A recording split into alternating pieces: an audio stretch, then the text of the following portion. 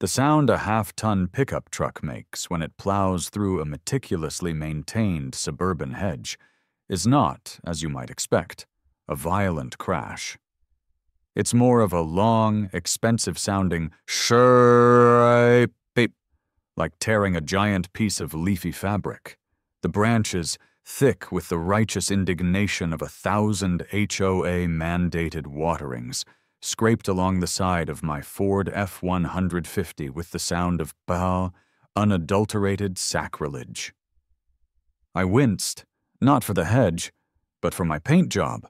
Why was I, a law-abiding, tax-paying citizen, performing emergency landscaping on Homeowners Association common property at 10 o'clock on a Friday night?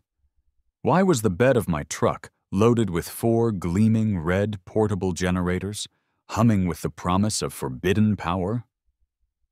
The answer, like most problems in the beige-on-beige utopia of Sunny Meadows Estates, started with an email from Carol Ann Higgins.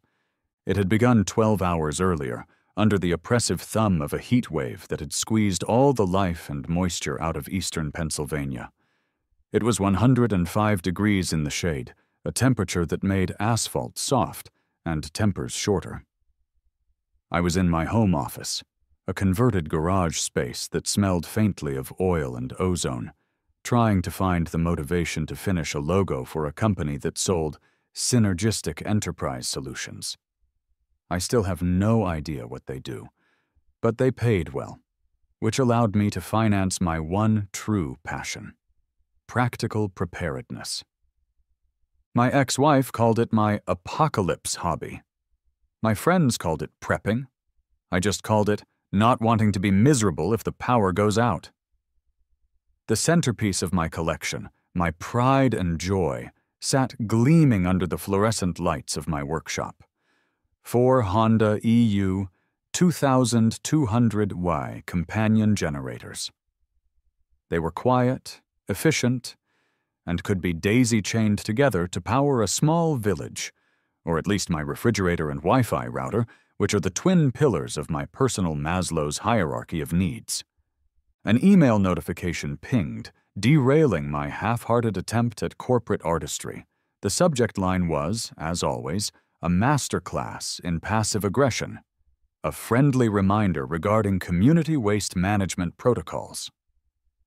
I sighed and clicked it open.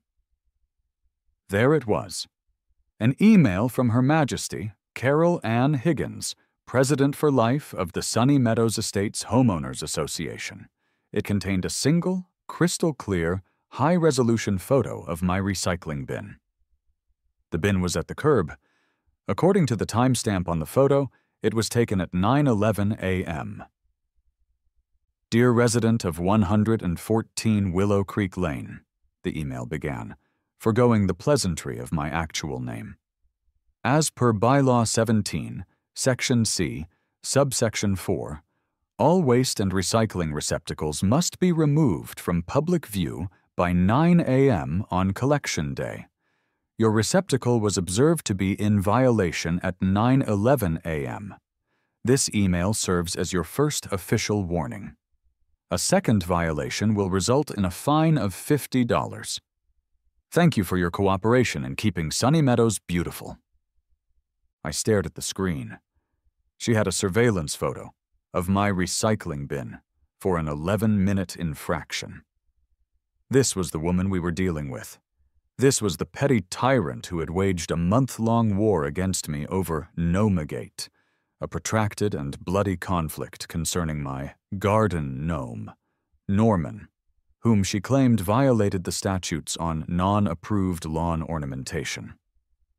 I'd countered by printing out the bylaws, which specified no statues of animals, children, or mythical creatures of a fantastical nature, for example, dragons, fairies. I argued, in a printed letter I left in her mailbox, that gnomes were technically of Germanic folklore origin, and thus cultural, not fantastical. She'd responded with a fine for having a non-regulation mailbox flag. This was my life. A cold war fought over mulch and refuse containers. I closed the email and went back to my generators, lovingly wiping a smudge of dust off one of them. "Don't worry, boys," I muttered. "One day they'll appreciate you." I had no idea how soon that day would come. The storm rolled in just after sunset, a bruised purple mass of cloud that swallowed the blistering sky. The first clap of thunder wasn't a distant rumble, it was a percussive crack right overhead, rattling the windows in their frames. The wind began to howl, and then the sky opened up. Rain didn't fall.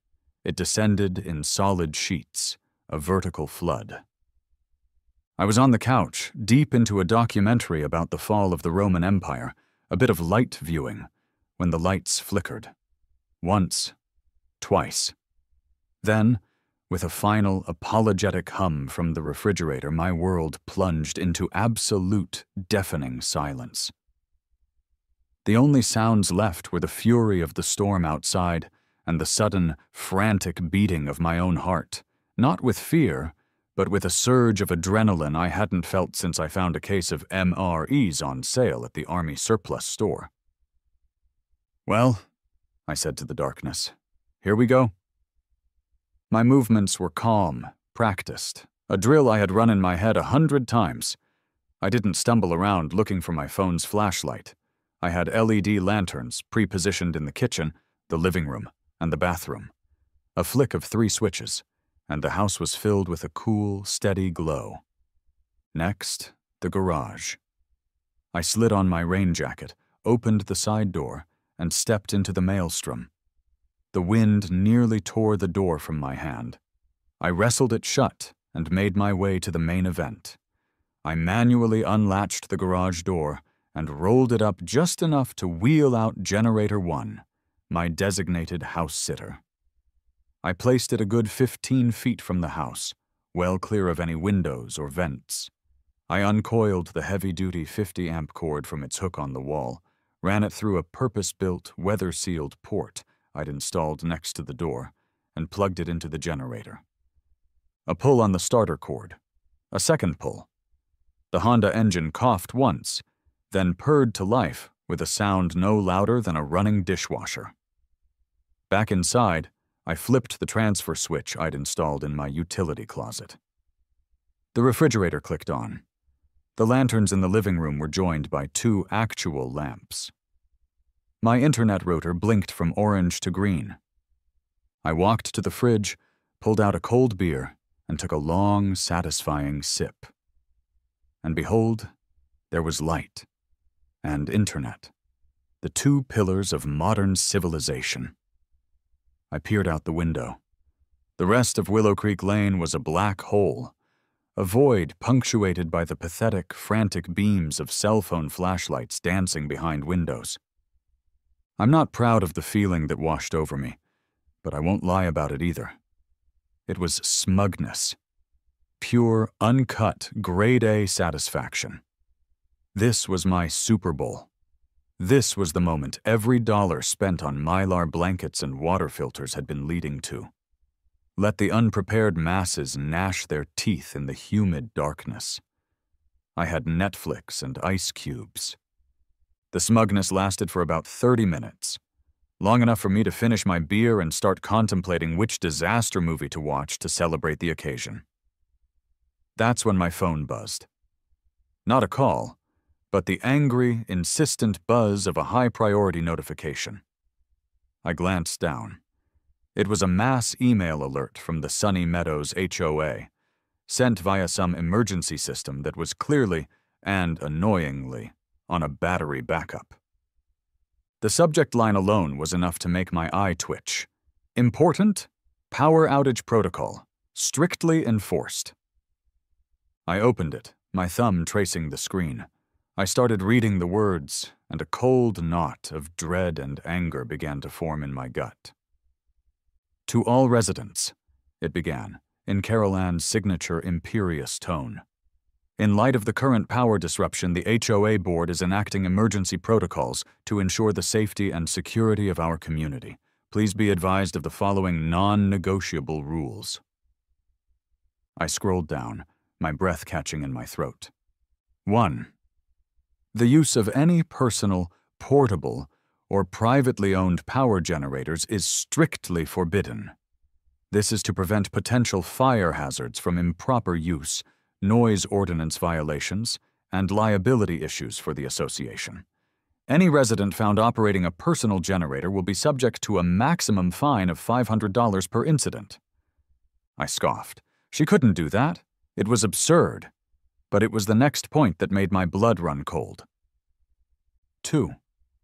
For the enhanced safety and security of our most vulnerable residents, the main access gate to the Sunny Meadows Senior Villas cul-de-sac will be placed in a secure lockdown mode until municipal power is restored. This is to prevent unauthorized entry or exit during a vulnerable period. No vehicles or persons will be permitted to enter or exit the villas. This is for your protection. She trapped them. The woman actually literally trapped a dozen senior citizens in their homes during a record-breaking heat wave. To protect them. That's like protecting a fish from drowning by taking it out of the water. This wasn't about safety. This was about control. This was a power-mad woman who saw a crisis not as a time for compassion, but as an opportunity to flex the minuscule authority her HOA presidency gave her.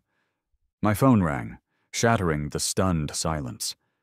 The caller ID read, Gable Eleanor. Mrs. Gable. A sweet, endlessly kind woman in her late 70s who lived in the villas.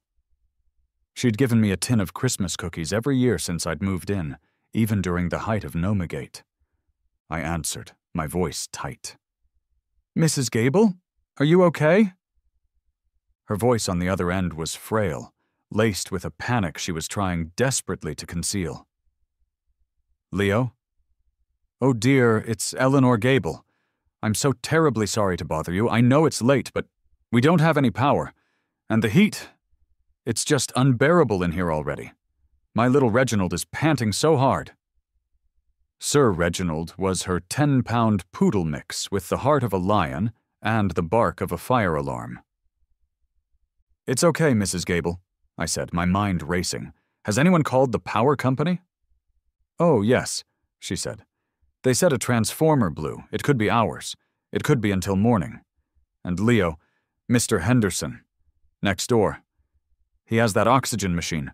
It has a battery, but he told me it won't last all night. And Carol Ann, she sent that awful email and she locked the main gates. We can't even drive out if we wanted to. We're stuck. I squeezed my eyes shut. Mr. Henderson. A gruff Korean War vet in his late 80s. Tough as a $2 steak. But he relied on that machine.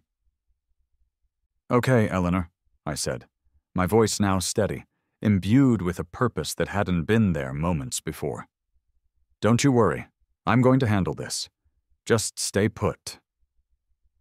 I hung up the phone and looked from the tyrannical email on my screen to the window overlooking the dark, helpless street. The smug satisfaction I'd felt was a bitter taste in my mouth. This was no longer about Norman the gnome. This wasn't about recycling bins or lawn height or the approved shades of taupe for a front door.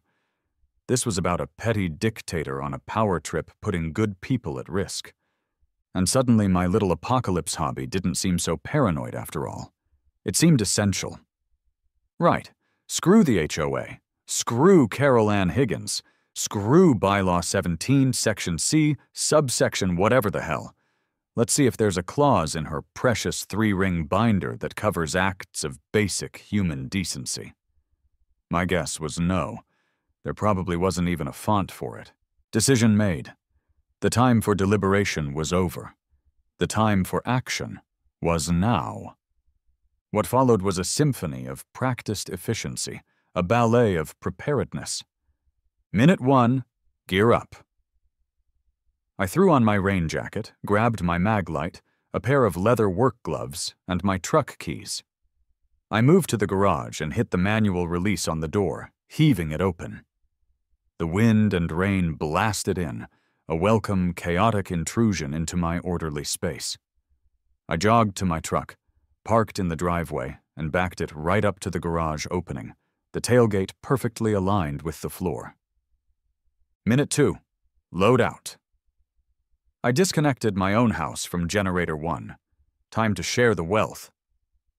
I grabbed it by its sturdy handle and with a grunt, lifted it onto the truck bed. It was heavy, but adrenaline is a powerful steroid. Then came its 3 brothers. They had wheel kits. I tilted each one back and rolled it up the loading ramp I kept propped against the wall. Thump, thump, thump. They settled into place side by side like soldiers in formation. Minute 3. Accessorize. Power is useless without access. I grabbed my Go crate, a heavy-duty Pelican case filled with a spiderweb of extension cords of varying lengths, power strips, and splitters. It landed in the truck bed with a satisfying thud. Next, I ran to the detached shed in my backyard, where I stored fuel because I'm a prepper, not an idiot, and grabbed 2 5-gallon cans of gasoline and, most importantly, 4 brand-new in-the-box carbon monoxide detectors. You don't play games with invisible poison gas. Minute 4. Roll out. I slammed the truck's tailgate shut. The sound echoed in the rain-soaked night. I vaulted into the driver's seat, the seat already damp from the rain on my jacket. I turned the key. The Ford's V8 engine roared to life, a much deeper and more intimidating sound than the polite hum of the generators. I glanced at my watch. 4 minutes, 22 seconds since I'd hung up the phone with Mrs. Gable. I threw the truck into drive, my headlights cutting twin beams through the oppressive darkness. Operation Overthrow the Queen was a go. First stop, the Sunny Meadows Senior Villas. Population, a dozen wonderful, terrified old people in desperate need of a few thousand watts. And one very yappy dog, probably. The drive was all of 3 blocks, but it felt like crossing a hostile border. My street was dark. The next street was dark. The entire world, it seemed, was dark, except for my headlights, which soon illuminated my first obstacle, the main gate to the senior villas. It was exactly as Mrs. Gable had described. A hulking, black, wrought-iron gate designed to look stately but really just meant to intimidate. The electronic keypad next to it was dark and lifeless. A freshly laminated sign had been zip-tied to the bars. It read, "Gate secured. No entry-exit until further notice. HOA management." The sheer audacity of it was breathtaking. I got out of the truck, the rain plastering my hair to my forehead, and gave the gate a shove. It didn't budge. It was a fortress wall, and Carol Ann was its self-appointed warden. I could see the dark shapes of the villas beyond the bars, their windows like vacant eyes. Ramming it was tempting, deeply, deeply tempting. The image of my steel bumper crumpling that smug little sign was a powerful fantasy. But it would also result in actual, not civil, charges. I needed a smarter way in, a Leo-er way in. My eyes scanned the perimeter. Gate, solid, fence, a flimsy-looking decorative aluminum number that a determined toddler could probably breach. But then I saw it. The weak point in every suburban fortress. The landscaping. To the right of the gate's control box was a thick, 6-foot-tall, perfectly manicured privet hedge. Carol Ann, in her infinite wisdom, had spent what I estimated to be $50,000 on a gate that could stop a small car, but she had protected its flank with a $10 bush. Classic fortress-building mistake. You absolutely love to see it. A slow grin spread across my face. I got back in my truck, the leather of the seat squeaking under my wet jacket. I turned the wheel hard to the right, aimed my front passenger side tire at the curb, and gave it some gas. The truck lurched up and over the curb with a teeth-rattling jolt. The tires sank into the pristine, rain-softened grass of the HOA common area. And then came the glorious, expensive shriek of my F-150 introducing itself to the privet hedge. Branches snapped. Leaves flew. For a moment, the world was nothing but a green, wet blur scraping against my passenger side window. Then, With a final shudder, I was through. I was on the other side. My tires were on the sacred lawn of the senior villas, just past the gate. I carefully navigated across the grass and onto the asphalt of the cul-de-sac. I had breached the castle walls. I put the truck in park and killed the engine, the silence rushing back in, broken only by the rain and the distant, almost inaudible hum of the 4 generators in my truck bed. Game on. My headlights illuminated the first house on the left, Mrs. Gable's. A light flickered in her front window, a candle by the looks of it.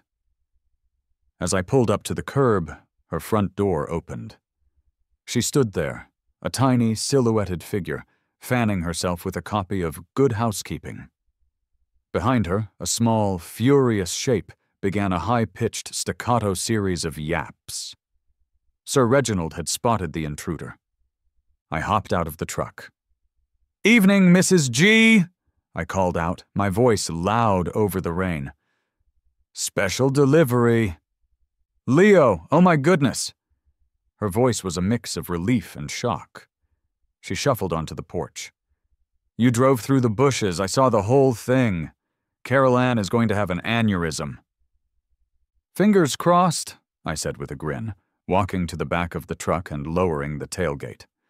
"Now, where do you want the power? I highly recommend the circuit with the refrigerator and a living room outlet for a fan and a lamp." She just stared at the generators, her hand over her mouth.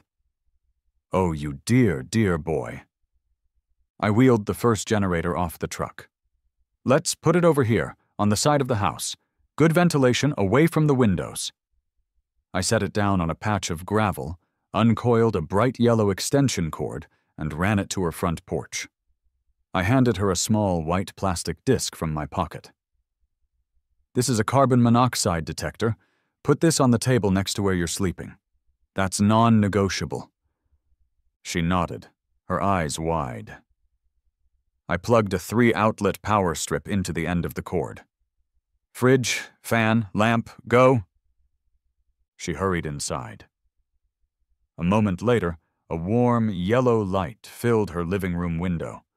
The silhouette of a table fan started to spin. I heard the low, familiar hum of her ancient refrigerator compressor kicking on. Mrs. Gable came back to the door, tears welling in her eyes. She didn't say anything. She just shuffled over and wrapped her frail arms around my waist in a fierce hug. Sir Reginald, his sworn enemy now a proven ally, sniffed my boots and gave a tentative wag of his tail. "Thank you, Leo," she whispered into my rain-soaked jacket. "Thank you." 1 down, 2 to go. Next stop was directly across the street, Mr. Henderson's. As I pulled the truck up, his front door creaked open before I could even get out. He stood there, framed in the doorway, a tall, gaunt man with a ramrod-straight posture that defied his 80-plus years. He was wearing an old army t-shirt and a thunderous scowl. "What's all the racket?" he barked, his voice like gravel. "I heard you came through the shrubbery. That's a bold move, son." "Desperate times, Mr. Henderson," I said, giving him a nod. "Mrs. Gable said you had an oxygen machine." His scowl deepened, but a flicker of something, not fear, but concern, crossed his face. "Battery's holding at 40%. I've got a few hours. What's this little stunt gonna cost me?" "A solemn promise to glare disapprovingly at Carol Ann's house tomorrow morning," I said. "That's my fee." He didn't smile, but the corner of his mouth twitched. He watched, arms crossed, as I went through the same routine, wheeling the generator to a safe spot in his driveway, running the cord, handing him the CO detector. I plugged his oxygen concentrator directly into the cord, and its reassuring green light blinked on, its gentle puffing sound filling the quiet room. Then I plugged in a lamp for him. He stood over me, watching my work. When I was done, I stood up and met his gaze. He looked at the lamp, then at his humming machine, then back at me. The old soldier's stern facade softened just for a second. He gave me a single, firm nod. "You're all right, Maxwell," he said. From Mr. Henderson, that was a Medal of Honor. My final delivery was for the Rossi brothers, Tony and Frankie. They lived next door to each other in a duplex at the end of the cul-de-sac and had been bickering since the Eisenhower administration. As I pulled up, I could see them both on their shared porch, illuminated by a single flickering candle between them. They were, predictably, arguing. "See? I told you someone would come!" Tony, the shorter, stouter one, was yelling, waving his arms.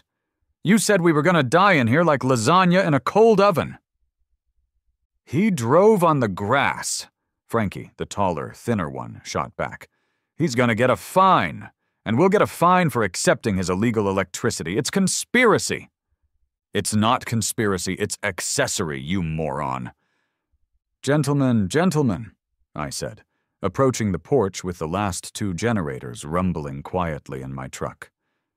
"Peace on earth, goodwill toward man, and all that. The only thing you're getting tonight is air conditioning. Who wants it more?"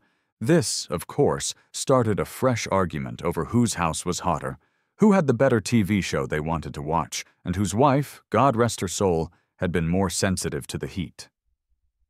I sighed, a smile playing on my lips. "Okay, new plan."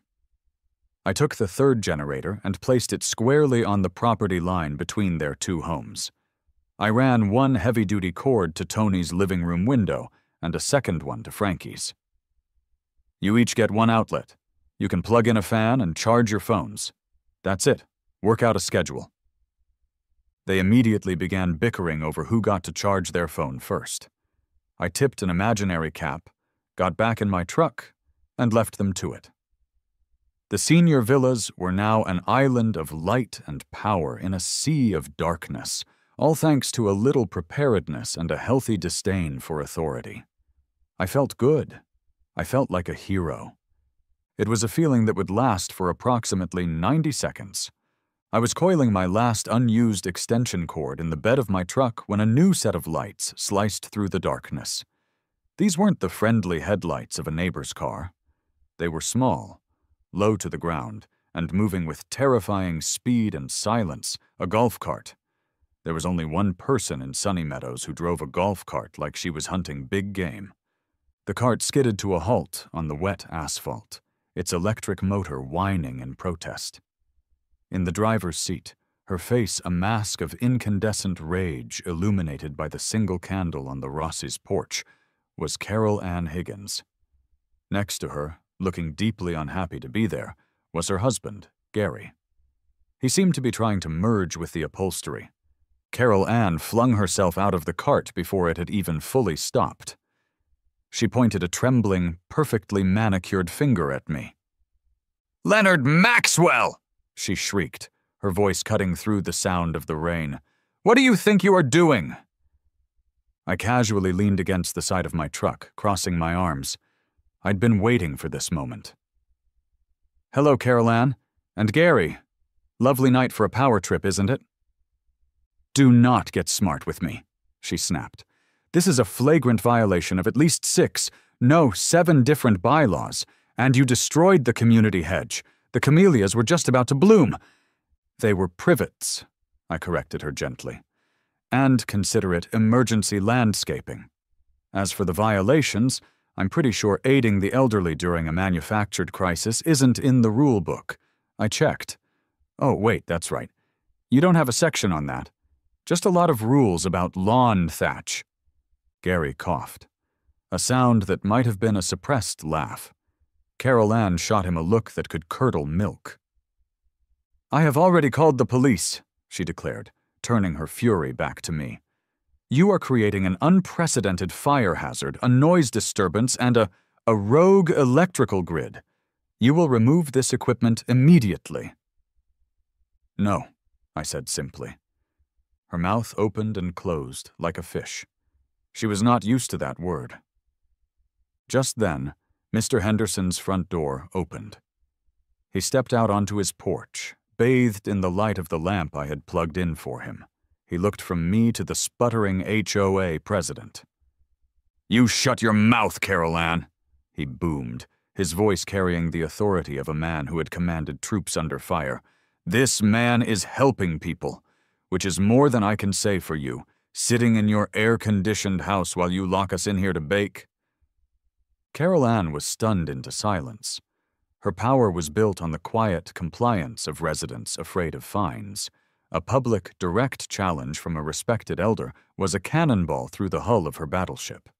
She looked around, as if searching for an ally, but all she saw were the newly lit windows of her vulnerable residence. I decided to press my advantage.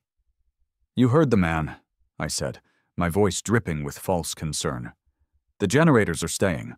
Now, if you'll excuse me, I have one more in my truck. I was thinking of setting it up with a big speaker and a spotlight aimed directly at your house. Maybe play some death metal. It's technically not a noise violation until after 11 p.m., and my watch says we've got a good 40 minutes. The color drained from her face, replaced by a blotchy, furious red. She was a cornered animal. She pointed that trembling finger at me again. You will regret this, Leonard. You have made a powerful enemy today." "Promises, promises," I said with a sigh. She spun around, stomped back to her golf cart, and threw herself into the driver's seat. "Gary!" she barked, and her husband dutifully scrambled in beside her. With a squeal of tires on wet pavement, she sped off into the darkness. Just before the cart rounded the corner, Gary, hidden from his wife's view, turned his head and gave me a tiny, almost imperceptible nod of respect. It was the single greatest moment of my life. An hour later, I was back at my own house. My generator was purring away, my lights were on, and I was enjoying a well-deserved second beer. I had successfully repelled the first wave of the Carol Ann offensive. I knew, however, that she wasn't the type to retreat. She was the type to call in air support. Sure enough, a few minutes later, the street was filled with the flashing red and blue lights of a police cruiser. They pulled up to my curb, but thankfully without a siren. That would have been too much excitement for one night. 2 officers got out. One was older, with a thick mustache, and the weary, seen-it-all eyes of a man counting the days to retirement. The other was young, barely out of his 20s, with a crisp uniform and an earnest, slightly nervous energy. I met them on my driveway, taking a sip of my beer. I decided a casual, non-threatening posture was the way to go. The young one, Officer Davies, spoke first, his hand hovering near his notepad. "Good evening, sir. My name is Officer Davies. This is Sergeant Miller. We received a call about a disturbance at this address. Something about the use of illegal machinery and destruction of property." I took another sip. "Evening, officers. Let me guess. The complainant was a woman named Carol Ann Higgins, possibly driving a golf cart with the fury of a wronged god?" Sergeant Miller's mustache twitched. He was trying not to smile. "The name sounds familiar," he said, his voice a low rumble. "She was quite agitated. Said you drove a truck through a hedge and set up some generators over in the senior villas." "That I did," I admitted freely. A hedge which was part of a fence surrounding an electronically locked gate, behind which a dozen senior citizens were trapped in their homes without power during a massive heat wave. And the generators are providing power to, among other things, an elderly man's medical oxygen equipment. They're whisper quiet, safely positioned more than 15 feet from any structure, and each location is equipped with a carbon monoxide detector. I believe the legal term you're looking for is exigent circumstances. Also, she's the one who locked them in." Officer Davies looked flustered. He was clearly a man who liked yes or no answers, and I was giving him a moral philosophy essay. He started flipping through his notepad, looking for a rule that covered this. Sergeant Miller, however, just looked at me with an expression of profound, weary understanding. He ignored his partner's frantic page-turning. "Son?" he asked, his voice deadpan. "Is this a city-owned hedge?" "Nope," I said. HOA common property. And these generators, he continued, are they breaking any actual written-in-law city noise ordinances or fire codes as they're currently being operated? Not a one, I said proudly. I checked. Sergeant Miller sighed, a deep, soulful sound. He clapped his young partner on the shoulder. Davies, put the book away. This is a civil matter, not a police matter. It's about a bush and some hurt feelings. We've got actual problems to deal with tonight, like the tree that fell on the O'Malley's car over on Oak Street. He turned back to me as they started walking back to their cruiser. He lowered his voice slightly. For the record, he said, a genuine grin finally breaking through his professional facade. My grandma lives in a place just like this, and her HOA president is a real piece of work. Good on ya. He gave me a wink, and they got back in their car and drove away, their flashing lights disappearing down the dark street. I stood alone on my driveway, the quiet hum of my generator the only sound. I had won. Round 2 was mine. The law, or at least the part of it that was too tired to deal with HOA drama on a Friday night, was on my side. I could practically feel Carol Ann's blood pressure spiking from 3 blocks away. It was a beautiful, beautiful feeling. The war, however, was far from over. I knew her next attack wouldn't involve cops. It would involve lawyers, bylaws, and liens. It would be a paper assault, and it would be brutal. I woke the next morning to the continued, glorious hum of my generator. A quick check of the power company's website showed that our neighborhood was low on the priority list. Estimated time of restoration, Sunday evening. 24 more hours of glorious, generator-fueled freedom. I made a pot of coffee and decided to do a wellness check on my new protectorate. I loaded up a thermos and my last box of Dunkin' Munchkins and drove the truck, carefully around the hedge this time, via the main road, to the senior villas. The gate was still locked. I parked outside and walked in through the gaping, beautiful hole in the shrubbery. I was met with a hero's welcome. Mrs. Gable insisted I come in for a freshly brewed cup of coffee, courtesy of my generator, and forced half a dozen freshly baked, in her electric oven, banana muffins on me. Mr. Henderson gave me another one of his commanding nods and informed me that my actions were tactically sound. The Rossi brothers had called a truce and were watching an old black and white movie together, their fans oscillating in perfect harmony. The news of my rebellion had spread. My tire tracks through the hedge had become something of a local landmark. Someone, I suspected Mr. Henderson, had pounded a small, hand-painted wooden sign into the grass next to the breach. It read simply, Leo's Lane. I was a folk hero, a suburban William Wallace, fighting not for Scottish freedom, but for the right to use a fan when it's 100 degrees outside. The feeling of triumph lasted until I got back to my own house. There, taped to my front door with an aggressive amount of packing tape, was a thick manila envelope. It had the Sunny Meadows Estates HOA logo on it. My stomach tightened. The paper assault had begun. I tore it open, my hands trembling slightly. Inside was a multi-page, professionally printed document. It was a formal notice of violations. I read the list, my jaw getting tighter with every line item. Carol Ann had clearly spent her night poring over the bylaws, searching for every conceivable infraction. Violation 1. Destruction of community property, Article 9, Section B, landscaping and flora. 1.1. Privet hedge. Fine, $500. Violation 2. Unauthorized vehicle operation on common green space, Article 11, Section F. Tire tracks on community lawn. Fine, $250. Violation 3. 6. Use of prohibited machinery. Article 14, Section A, Noise and Nuisance. 4. Counts of operating a gasoline-powered generator.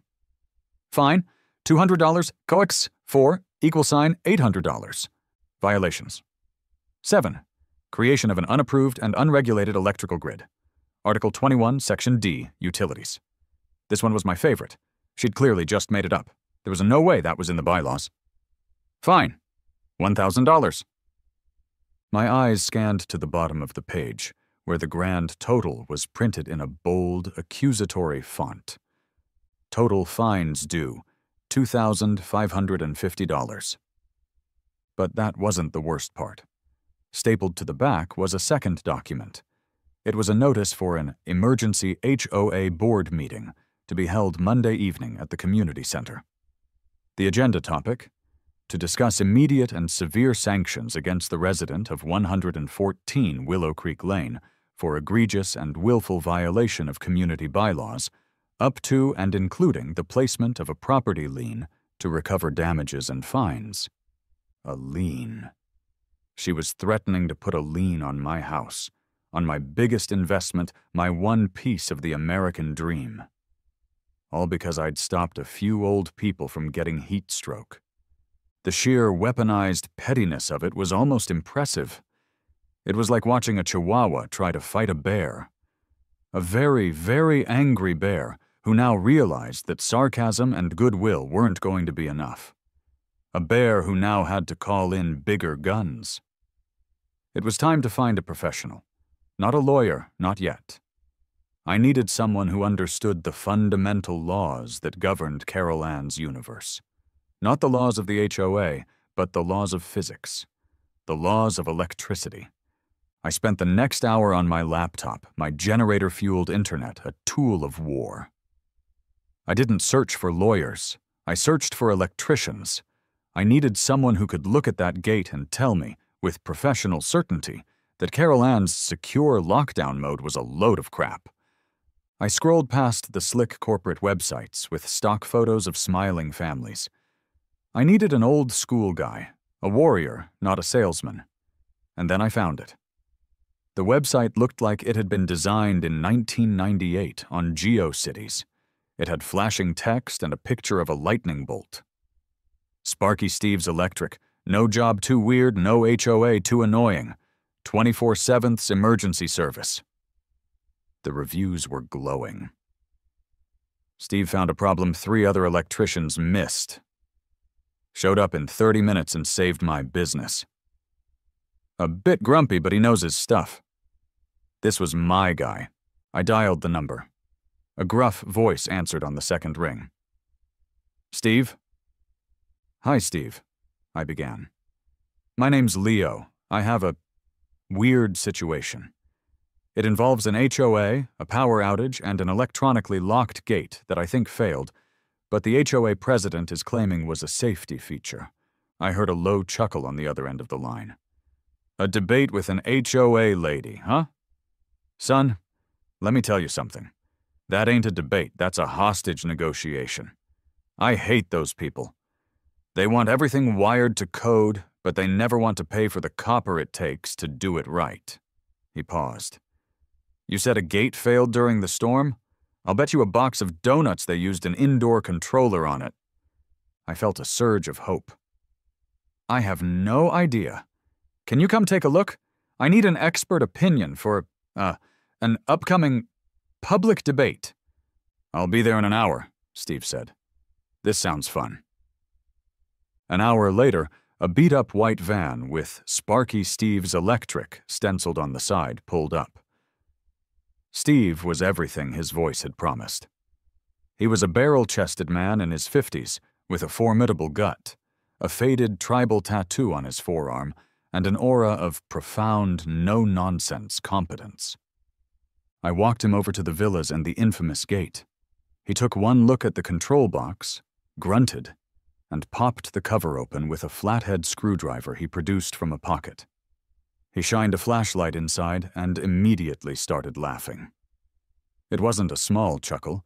It was a deep, booming laugh that echoed in the quiet cul-de-sac. "Oh, this is beautiful," he said, shaking his head. "This is a masterpiece of cutting corners, a real Rembrandt of cheaping out." He pointed a thick finger at a circuit board inside the box. "See this? That's your controller. It's an indoor-rated unit. See the little vents on the top? That's to let heat out. You know what else it lets in? Moisture. The humidity from that storm last night probably fried this thing instantly. He poked at a small battery at the bottom of the box. And this here? This is your battery backup. It's wired in parallel with the main circuit. It's not on a transfer switch. When the power went out, this little thing just dumped all its juice back into the fried controller and died in about 5 seconds. It wouldn't power a Christmas light, let alone a half-ton steel gate. My heart soared. So, you're saying the lockdown wasn't a safety feature? I'm saying, Steve declared, pulling out a clipboard, that this was a critical system failure caused by gross incompetence and negligent installation, which I'm guessing your HOA board signed off on to save a few bucks. This setup isn't a safety feature, it's an imminent hazard. If there had been a fire in here, your residents would have been trapped. Music to my ears. Can you put that in writing? I asked, my voice trembling with excitement. Steve grinned, showing a row of tobacco-stained but friendly teeth. Son, for you, I'll write you a report so dense with technical jargon and fire code violations it'll make your HOA lady's head spin. I'll even get it notarized. It'll be my pleasure. I had found my silver bullet. A notarized, professionally damning report that turned Carol Ann's greatest weapon, her supposed concern for safety, into her greatest liability. The emergency board meeting on Monday night couldn't come soon enough. Monday night. The power had been restored Sunday evening, returning Sunny Meadows to its state of beige normalcy. But the atmosphere was anything but normal. There was a charge in the air, a tension that had nothing to do with the electrical grid. The community center was packed. I'd counted at least 50 homeowners, far more than the usual dozen who showed up for meetings about planting petunias. Word had spread. This wasn't just about my fines anymore. This was about the gate. This was about Carol Ann. I took a seat in the back row. My allies, the Sunny Meadows Silver Squad, were all there in the front row, a united front of righteous indignation. Mr. Henderson sat ramrod straight, his arms crossed. Mrs. Gable was knitting furiously, the click-clack of her needles a tiny war drum. The Rossi brothers were whispering to each other, no doubt strategizing. Carol Ann stood at the podium at the front of the room. She looked smug, confident. She had the bylaws on her side. She had the fines levied. This was her turf. She banged a gavel. This emergency meeting of the Sunny Meadows Estates Homeowners Association is now in session, she announced. She proceeded to lay out her case against me, painting me as a reckless, destructive renegade who had endangered the community with my unregulated machinery. She detailed every fine, her voice dripping with self-righteous satisfaction. And so, she concluded, her eyes scanning the room for approval, the board has no choice but to levy these fines in full and, due to the severity of the infractions, to place a lien on the property of Mr. Maxwell to protect the integrity, value, and safety of our community. She looked directly at me. Before we vote on the lien, are there any comments? This was it. Showtime. I stood up, holding the folder Sparky Steve had prepared for me. It was thick, heavy, and beautiful. I have a comment, I said, my voice ringing out in the silent room. And a report. I walked to the front, my footsteps echoing on the linoleum floor. I stood next to the podium, turning to face the residents. Carol Ann is right about one thing, I began, my voice calm and steady. This is about safety, specifically the safety that she personally endangered. I told them about Mrs. Gable's call, about Mr. Henderson's oxygen machine. I could see people in the crowd murmuring, exchanging glances. Carol Ann claims the gate's lockdown was an official protocol, I continued, my voice rising. A feature, not a bug. But I have here a signed, notarized report from a licensed master electrician who inspected the gate system yesterday. I held up the folder. I won't bore you with the technical details, but I'll read you his conclusion. The gate system failure was a direct result of grossly negligent installation using improper, non-weather-rated components, creating a critical safety hazard. The so-called secure lockdown was not a feature, but a catastrophic failure. The report also notes that if a fire had broken out, residents would have been trapped inside. A collective gasp went through the crowd. I turned to look at Carol Ann. Her face was the color of chalk. Her smug confidence had vanished, replaced by a wide-eyed panic. "You didn't lock the seniors in for their safety, Carol Ann," I said, my voice low and clear. "Your cheapness did. The board's negligence did." Before she could respond, Mr. Henderson stood up, his voice booming through the room. "That woman left us to cook in our own homes. She talks about rules while people are at risk. This man here," he said, pointing at me, "Leo broke her stupid rules to do the right thing. Who do you trust more, her and her rule book, or the man who brought us light when she left us in the dark?" Mrs. Gable stood up, her knitting forgotten in her lap. "He was a perfect gentleman. He brought me a carbon monoxide detector, and Sir Reginald likes him very much." Then Tony Rossi stood up. "She's a tyrant!" he shouted. Frankie stood up beside him.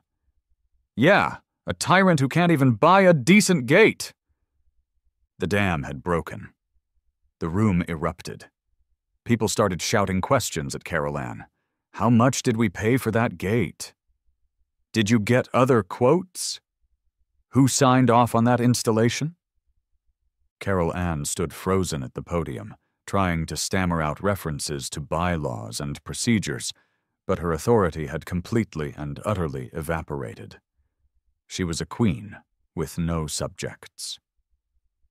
In the midst of the chaos, a man in the third row, a quiet accountant named Bill, stood up. "Madam President," he said formally, "I believe your position is untenable. I move for a vote of no confidence in Carol Ann Higgins as president of this homeowners association." "Seconded!" yelled a dozen voices at once. The vote wasn't even close. It was a public, humiliating landslide. Carol Ann stared out at the sea of raised hands, her face crumbling. She snatched her binder from the podium, shot me a look of pure, venomous hatred, and stormed out of the community center. Gary, her husband, who had been sitting silently in the corner the whole time, got up to follow her. As he passed me, he paused, looked me right in the eye, and whispered, "Thank you." Then he scurried out after his wife. The room was filled with the sound of applause. I had won. We had won. A week later, life in Sunny Meadows had returned to normal. But it was a new kind of normal. A better normal. The interim HOA board, headed by the chill accountant Bill, had immediately and unanimously voted to drop all fines against me. Leo's Lane had been discreetly replanted with a new hedge, but someone had stuck a small, laminated plaque in the soil at its base. It read, "In case of emergency, drive through here." I was in my front yard, polishing the head of Norman the gnome, when Bill jogged by on his morning run. "Morning, Leo," he called out, giving me a friendly wave. "Lawn's looking great." No mention of its height. It was a beautiful thing. A few minutes later, Mr. Henderson's old Buick pulled up to my curb. He got out slowly and walked over, carrying a cardboard box. He handed it to me. "The ladies from Mrs. Gable's knitting circle made this for you," he said gruffly. "They said you have to wear it at the next neighborhood potluck. It's mandatory." I opened the box. Inside was the single most magnificent and hideous piece of clothing I had ever seen. It was a thick, hand-knitted wool sweater. The color was a startling shade of electric blue, and knitted right into the chest, in bright yellow yarn, was a perfect, unmistakable picture of a portable generator. I held it up. It's breathtaking," I said, my voice thick with genuine emotion. It's the most beautiful, flammable-looking thing I've ever seen, thank you." "Don't thank me," he grumbled, though I saw the hint of a smile. "Just wear the damn thing." We stood there for a moment in comfortable silence, two veterans of a very strange, very stupid war. "You know," he said, looking out at the peaceful street, "for a young fella, you've got a good head on your shoulders. Bit of a smart-ass, though." "Takes one to know one, sir," I replied with a grin. He chuckled, a dry, rusty sound. "Damn right." He gave me one last nod and drove off. I stood there, holding my ridiculous sweater, feeling a sense of belonging I hadn't felt since I'd moved in. My phone buzzed in my pocket. I pulled it out. It was a text from an unknown number. My heart skipped a beat. "This is Carol Ann Higgins," the message read. "You haven't heard the last of this. I was inspecting community standards this morning, and I noticed your mailbox is not an approved shade of black. It is semi-gloss. The bylaws explicitly state matte finish. Consider this your first warning." I smiled. Some people never change. I quickly typed a reply and hit send, a feeling of deep, zen-like calm washing over me. My reply was simple. 4 little words. "New phone. Who dis?" Some wars, I realized, never truly end. The battles just change. But at least now I knew I had allies, and a really, really ugly sweater. All in all, I considered it an absolute win.